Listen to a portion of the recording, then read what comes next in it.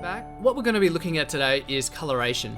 Now, coloration doesn't necessarily have to be done, especially when it comes to mainstream news, because what happens is the cameras are quite good and the coloration is already done. Very different in cinematography, where they actually do go ahead and they recolor. So really up to you if you want to do this step or not. I like to do it because it's just something that's good to have.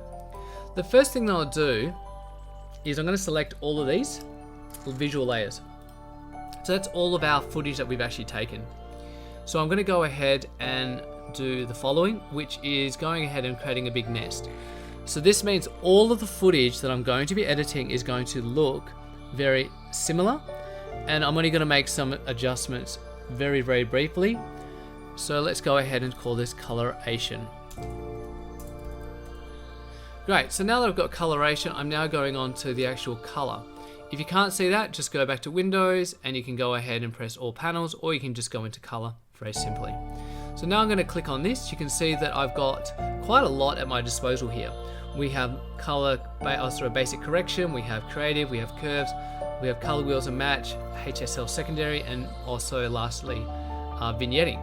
So all of these will do something a little bit different. So if you're not too familiar with it, maybe just have a play, and once again, you do not need to tweak too much. I'm just going to go ahead and look at some of the interviews, because that's what will really change a lot. So if you wanted to, you realize actually they're a little bit light. I want to make them brighter. Let's go ahead and put that in.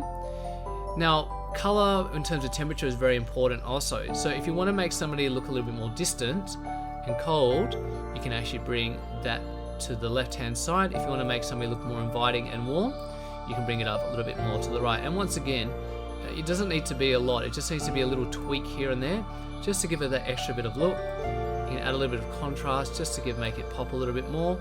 The highlights are just sort of the bright sections of your video footage. So if you push that up, you'll see that the whites become even whiter, and it'll bring everything up, but it'll lose a little bit of its detail. So that's just a consideration. Shadows, it brings back some of the detail that's in those darkish colors, as you can probably see. And obviously the whites will pop those whites up a little bit more, and the blacks will pop up the blacks a little bit more, depending on which direction you are going. So I don't really want to do too much, to be honest with you. I just want to kind of give it just a look, but making sure that it's kept relatively natural. And if you muck everything up and you want to get to reset everything, go ahead and press the reset button. Have a play with some of these other elements, but you probably wouldn't need to use them at this stage, because you're not showing something from a certain perspective like you would in a certain type of documentary style, where you've got, like for example, if you use a faded film, you can make it look like it's a bit older perhaps, but we're not trying to get this sort of effect with a topic that's quite current and quite relevant. And so that's it. That's how you kind of just do some basics in coloration. And like I said, just go ahead and have a play with some of these different elements. But once again, you don't want it to look so dissimilar to when you actually started. And that's it. Thank you very much.